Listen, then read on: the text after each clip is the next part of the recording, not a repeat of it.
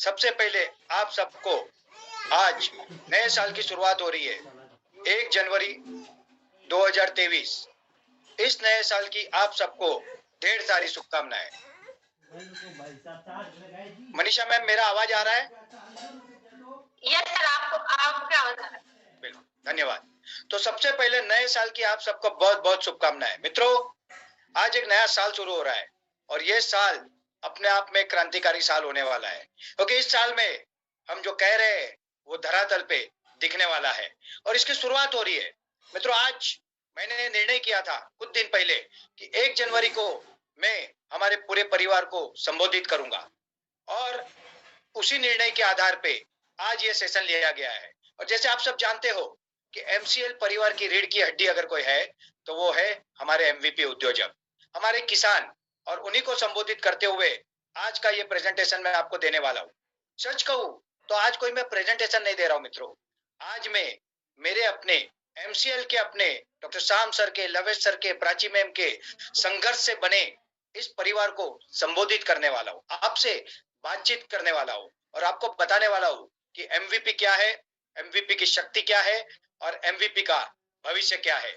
आज के इस वेबिनार के बाद आपके मन में ना कोई शंका होगी ना कोई चिंता होगी। उल्टा का आप लोग कहोगे हम और ताकत से जुड़ेंगे और एमसीएल के साथ जीवन भर जुड़े रहेंगे। तो मित्रों, मैं आशा करता हूं कि 2023 का साल आपके लिए सुवर्ण अक्षरों में लिखा जाने वाला साल होगा। और इसी के साथ साथ मैं आज के इस हमारे संवाद की शुरुआत करता हूं। Let's begin.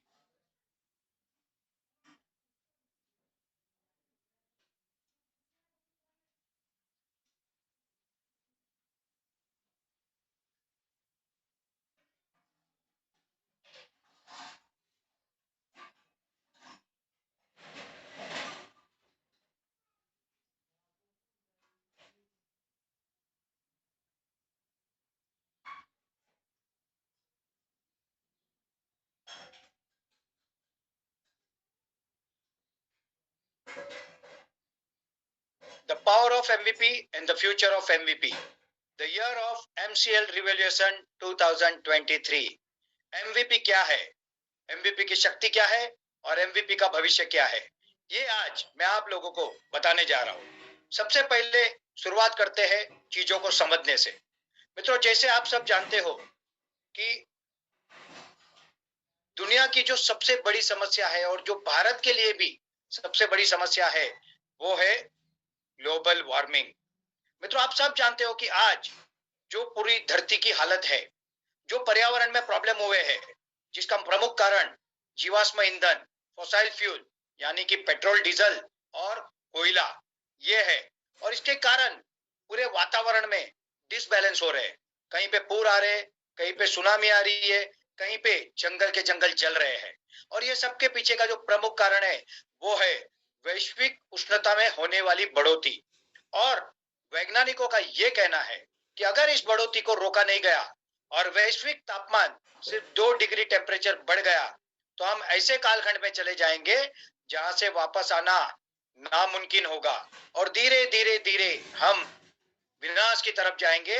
और ये अगर बचाना है तो इस ग्लोबल वार्मिंग नामक सबसे बड़ी दुनिया की समस्या को हमें दूर करना होगा। इसी के साथ साथ क्लाइमेट चेंज, क्लाइमेट को कंट्रोल करना होगा। मगर मित्रों, क्या ये हमारे एसी के रिमोट की तरह है? क्या एक गाड़ी के रिमोट की तरह है कि हम बटन दबाएंगे और उससे कंट्रोल कर लेंगे? नहीं, आप सब जानते हो ये पर्यावरणीय डिसबैलेंस को कंट्रोल करना इतना आसान नहीं है और इसके लिए कुछ ठोस कदम उठाने होंगे। और वो कदम पूरी दुनिया के सारे देश मिलकर उठा रहे हैं, जिसे क्लाइमेट चेंज कॉन्फ्रेंस या क्लाइमेट चेंज मिशन के अंतर्गत, जिस तरह से पेरिस में क्लाइमेट चेंज कॉन्फ्रेंस 2015-16 में हुई, अभी रिसेंटली CO2 COP2 ये कॉन्फ्रेंस हुई और पूरे देश एक हुआ और एक होके पूरे देशों ने, हर दुनिया के हर देश ने ये निर्णय किया कि इस ग्लोबल वार्मिंग की समस्या को निवारण करना जरूरी है और इसके लिए हम सब मिलके प्रयास करेंगे। और इसी प्रयास के अंतर्गत पेरिस एग्रीमेंट हुआ। पेरिस एग्रीमेंट में हर देश को लक्ष्य दिए गए। चाइना को लक्ष्य दिया गया, भारत को लक्ष्य दिया गया। भारत का लक्ष्य क्या था पता है आपको मित्रों? यस, जो पर्यावरण में हम उष्णता देते हैं, मतलब जो हमारा पॉल्यूशन है 2005 का, उससे हमको 35% कम करना है। 2005 से 35% कम, मतलब अगर आज के हिसाब से गिने तो 135% कम। और इसीलिए भारत सरकार इसके ऊपर सीरियसली काम कर रही है। दूसरा जो सबसे बड़ा प्रॉब्लम है भारत का, वो है कचरा, वेस्ट।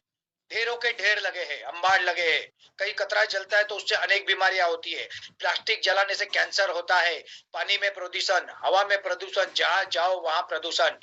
और छोटे छोटे गांवों में भी एक जगह ऐसी बन गई होती है कि जहां पे कचरों का अंबार लगता है। इस समस्या का समाधान करने के लिए भारत सरकार ने स्वच्छ भारत मिशन लाया। बहुत कोशिशें हो रही है, मगर क्या इसका और भी कोई उपाय हो सकता है? यस, वेस्ट से बेस्ट बन सकता है। अब ऐसी टेक्नोलॉजी आ चुकी है जिसमें वेस्ट से ईंधन बनाया जा सकता है, और जिसमें हम खर्चा कर रहे हैं उससे आमदनी पाई जा सकती है। मित्रों, सबसे बड़ी समस्या हमारा किसान, किसानों की समस्या ऐसी है, कभी बारिश ज्यादा गिरती है तो फसल खराब हो जाती है, कभी बारिश कम गिरती है तो फसल फेल हो जाती है, कभी पूर आ जाता है, कभी आपको कीड़े लग जाते हैं फसल को, और कभी अगर अच्छी फसल आ ही गई तो भाव नहीं मिलता। अनेक समस्याओं से घिरा हुआ मेरा किसान, मेरा भाई एक दिन थक जाता है, हार जाता है, और ना चाहते हुए भी अगर उसे कहीं से आधार ना मिले तो एक गलत राह चुनता है। वो राह होती है आत्महत्या की राह। मित्रों, इन किसानों की समस्या को सॉल्व करना भी उतना ही जरूरी है। उसी के साथ साथ एम्प्लॉयमेंट। दोस्तों, हम 138 करोड़ का देश है ऐसा हम कहते हैं, और हर साल करोड़ों बच्चे डिग्रियां लेके पास होके आते हैं। हमारे देश में प्रमुख रूप से दो इंडस्ट्री है, एक सर्विस इंडस्ट्री है, एक मैन्युफैक्चरिंग इंडस्ट्री है, और दोनों इंडस्ट्री की अपनी एक सीमाएं हैं। उस सीमा से बाहर उसको बढ़ाना कठिन है, और इसीलिए सरकारें, चाहे राज्य सरकारें हो चाहे केंद्र सरकारें हो, जितनी भी कोशिश करे इतने युवाओं को रोजगार देना कठिन है। ये लोहे के चने चबाने के बराबर है, और इसीलिए इस समस्या का समाधान होना भी बहुत जरूरी है। अगर मैं आपको कुछ आंकड़े बताऊं तो आप चौंक जाओगे। हम हमेशा कहते हैं कि चाइना दुनिया का सबसे ज्यादा आबादी वाला देश है। मित्रों, ये डेटा देख लो, 2023 में चीन की आबादी का अनुमान है 142 करोड़, और भारत की आबादी का अनुमान है 143 करोड़। दुनिया के सबसे अधिक आबादी वाला देश हम बनने जा रहे हैं। हमारे युवा, हमारा गांव, हमारा परिवार, हमारे माता पिता सबको छोड़ के, पत्नी को, बच्चों को छोड़ के रोजगार के लिए शहरों में जा रहे, वहां मेहनत कर रहे, कष्ट कर रहे, मगर कुछ हो नहीं रहा है। इस समस्या का समाधान करना भी बहुत जरूरी है। मित्रों, अर्थव्यवस्था, आज हम शान से कह रहे हैं कि हम दुनिया की 5वीं सबसे बड़ी अर्थव्यवस्था है, मगर ये भी कम है। हमें और बड़ा होने की जरूरत है, और हमें हमारे अर्थव्यवस्था की समस्याओं को भी सुलझाने की जरूरत है। हर घर की इनकम बढ़ानी, हर युवा को रोजगार देना, ये हमारा लक्ष्य है। ये सबके उपरांत एक बहुत बड़ी समस्या है, वो है कैंसर की समस्या, यानी केमिकल फार्मिंग। मित्रों, आप सब जानते हो, पंजाब के बठिंडा से राजस्थान के बीकानेर के लिए एक ट्रेन चलती है। इस ट्रेन को कैंसर ट्रेन ऐसा नाम पड़ गया है, क्योंकि उसमें जो लोग जाते हैं वो कौन होते हैं पता है? Cancer patient. और वो किस परिवार से आते हैं मित्रों? उसमें से 90% से अधिक किसान परिवार से आते हैं। जो केमिकल हम खेतों में मार रहे हैं उसको बदलना जरूरी है, नहीं तो घर घर कैंसर होगा, हर घर कैंसर होगा, ऐसा वैज्ञानिकों का कहना है। WHO का एक आर्टिकल बीच में आया था जो हमारे सारे ग्रुप में शेयर भी हुआ था।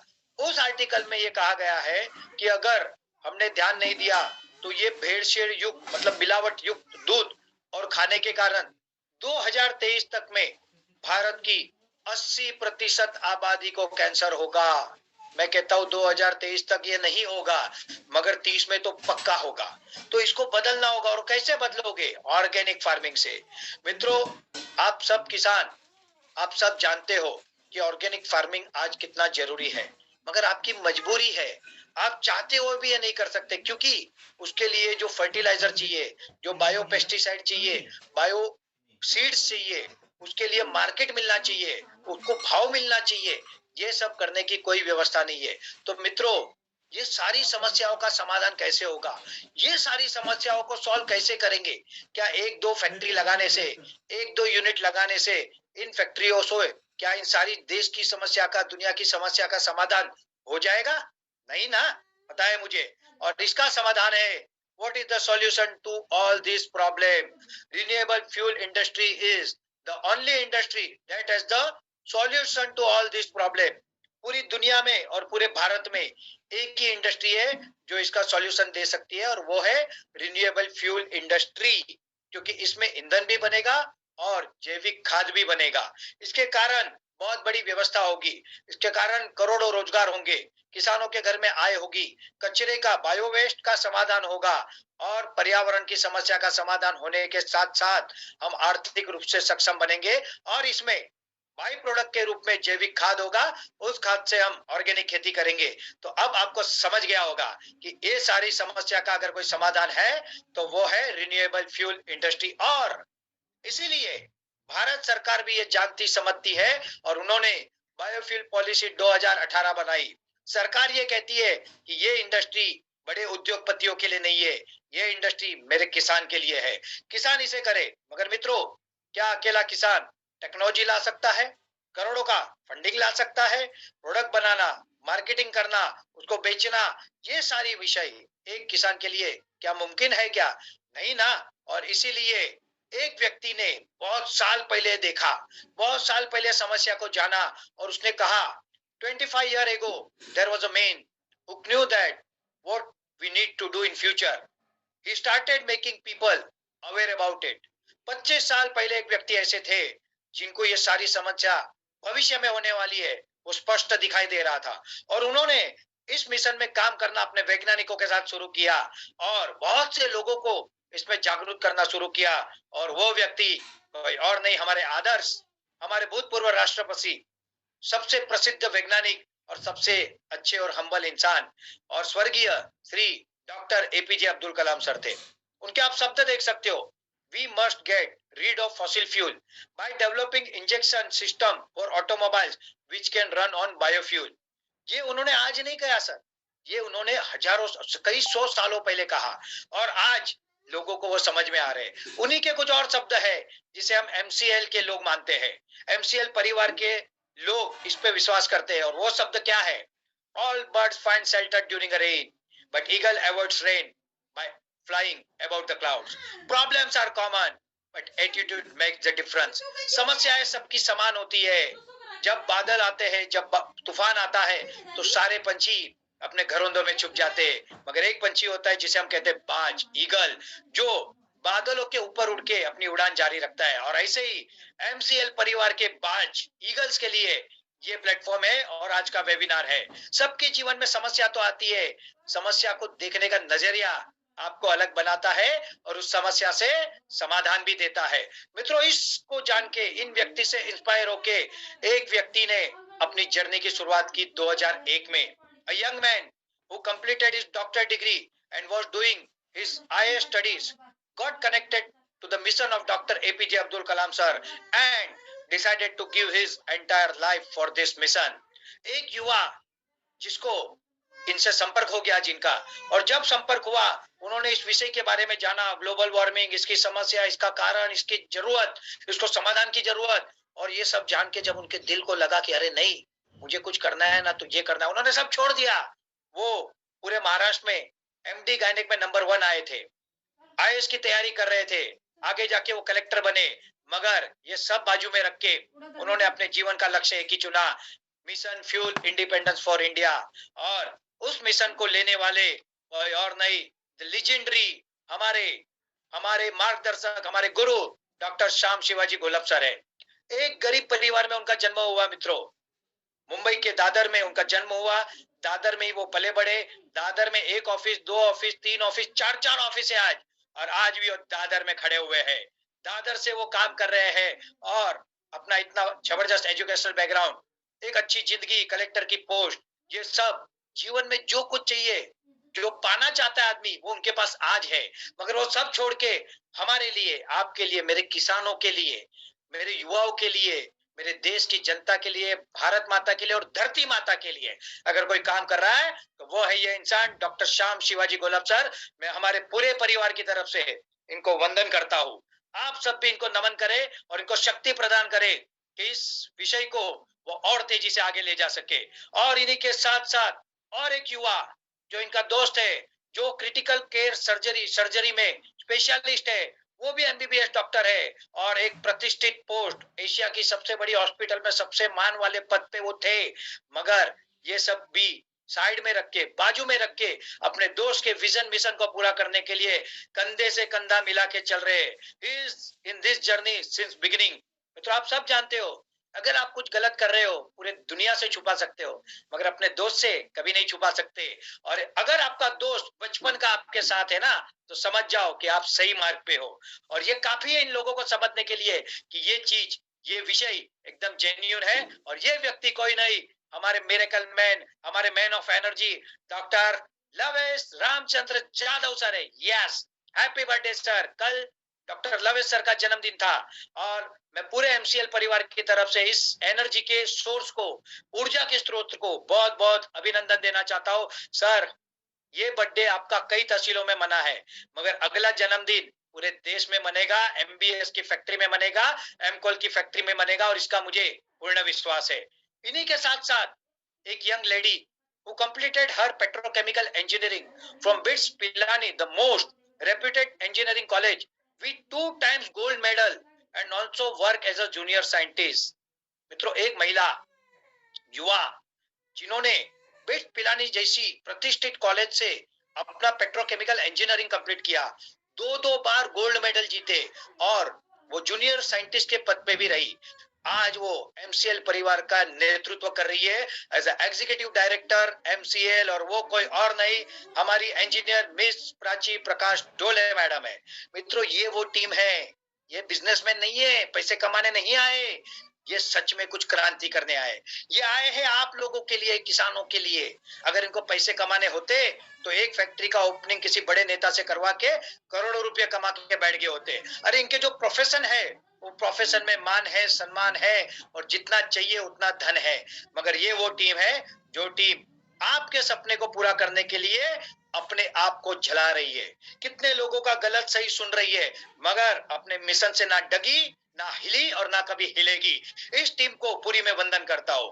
दोस्तों, मित्रों, जब डॉक्टर शाम सर को लगा कि मुझे एक काम करना है तो मैं कैसे करूं, तो इन्होंने एक कंपनी की स्थापना की। उस कंपनी का नाम आपकी अपनी company Meera clean fuels limited, और इस कंपनी का नाम उन्होंने अपनी माताजी मीरा शिवाजी घोलप मैडम के नाम पे रखा।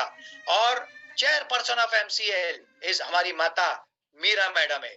Giving name of mother is enough to make us understand the value and emotion of Dr. Sham sir for this organization. मित्रों, कोई भी व्यक्ति जब किसी कंपनी को, किसी व्यवस्था को, किसी काम को अपनी माता का नाम देता है ना, तो अक्लमंद इंसान के लिए इतना ही काफी है कि इसमें कभी कोई गड़बड़ हो ही नहीं सकती। 2 दिन पहले हमारे देश के प्रधानमंत्री श्री नरेंद्र मोदी जी की माताजी का देहांत हुआ।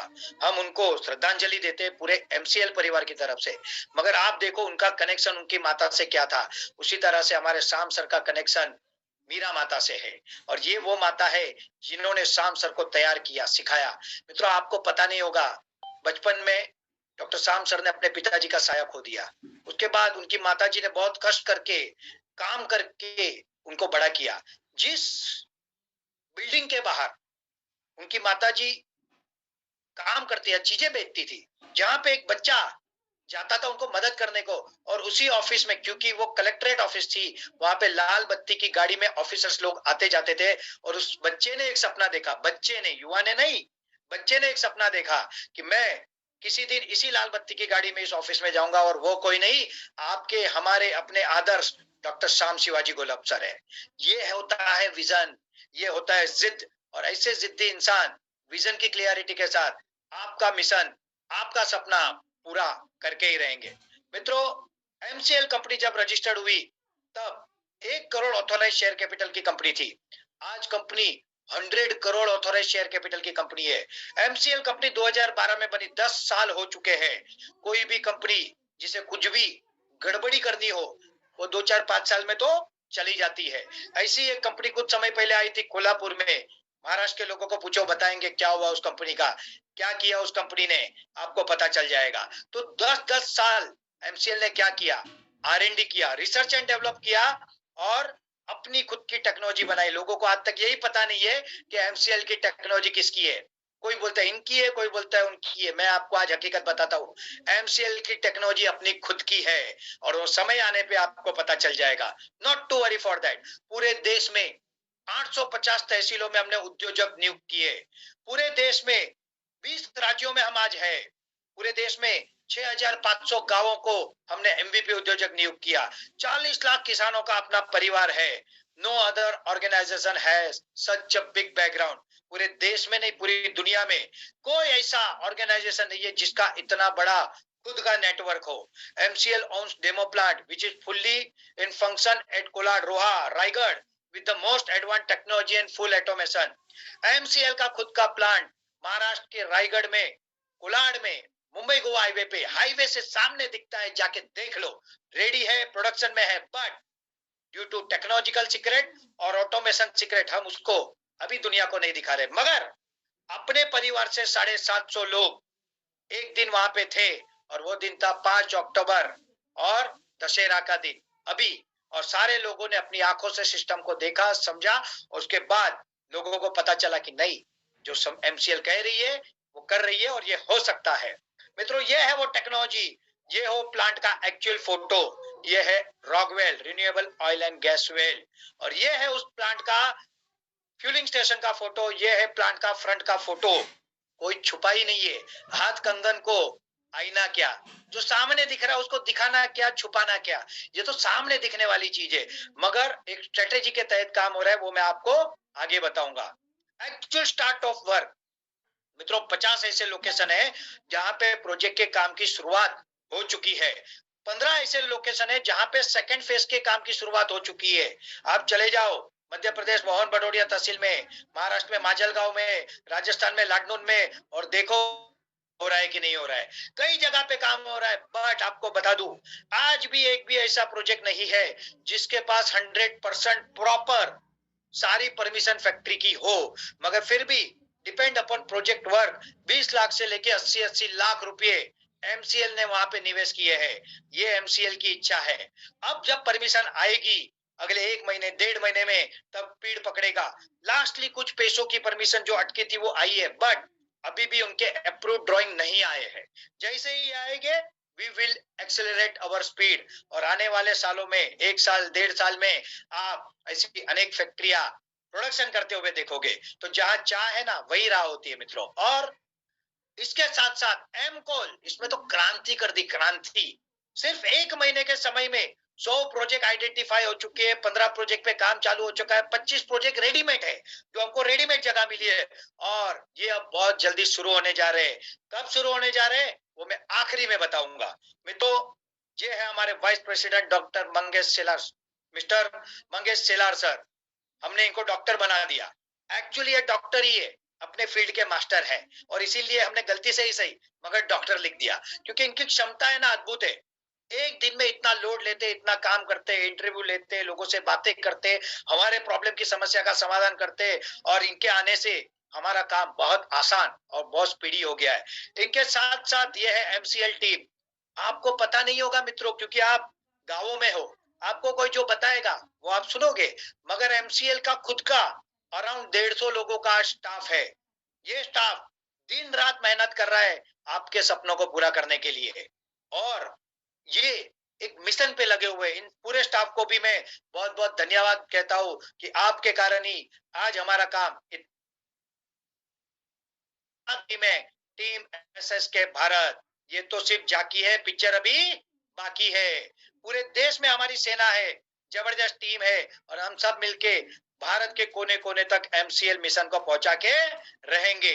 ये है द टीम ऑफ लायंस, शेरों की टोली। यस, ये वो प्राइम बीडीए है जिन्होंने कंधे पे अपना नेतृत्व लिया एमसीएल का और हर गांव, हर तहसील, हर जिला, हर राज्य में गए, गली गली में गए, गांव गांव में गए और छाती फाड़ के बोला एमसीएल ये करेगी और हम ये करके दिखाएंगे। मित्रों, जब हमने शुरुआत की डॉक्टर जब शाम सर के नेतृत्व में, उपाध्याय सर के साथ, माने सर के साथ, तब और ये सारे जो हमारे पिलर्स थे जो है, और इनके साथ जब हमने शुरुआत की ना तब कुछ नहीं था, ना फैक्ट्री थी, ना ऑथोराइज कैपिटल था, ना करोड़ों का टर्नओवर था, कुछ पता नहीं था, मगर एक विजन और मिशन था, एक नेतृत्व के ऊपर विश्वास था और उसे लेके हम आज चले।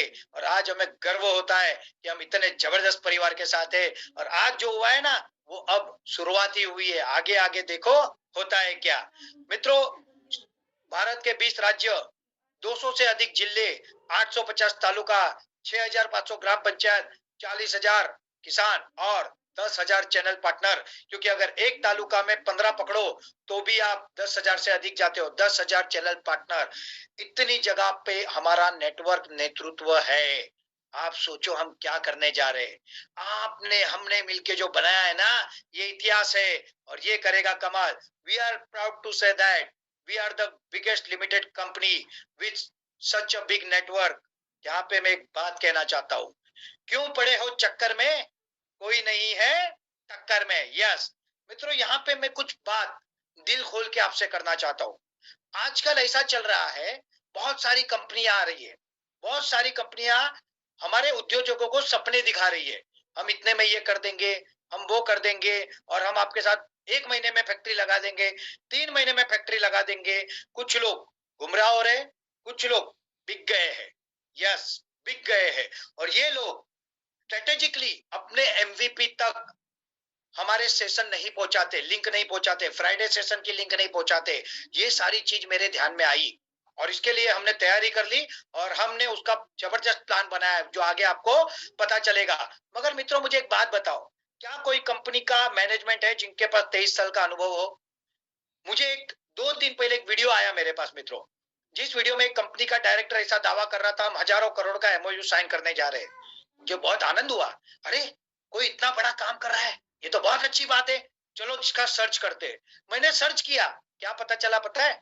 50 lakh authorise capital, 25 lakh paid up capital और 2-3 साल की कंपनी। कोई प्रोजेक्ट नहीं, कोई नामो निशान नहीं। और जब आप एप्लीकेशन फॉर्म भरते हो ना, 50,000 नॉन रिफंडेबल लेती है, जो पैसे वापिस ही नहीं देगी। आप सोचो, क्या ये कंपनी आपका भला करेगी? कौन भला करेगा आपका? आप एमवीपी वालों को अपनी आंख, कान और दिमाग खुला रखना चाहिए। अगर कोई आपको ये कहता है कि एमसीएल नहीं कर रहा है, तो उसको पूछो कि भाई आपको जमीन रेडी करनी थी, परमिशन लेनी थी, आपको 15,000 किसान जोड़ने थे, आपको एमवीपी अपॉइंट करने थे, आपने इसमें से क्या क्या किया है? अगर वो कहते कि हमने ये सब किया है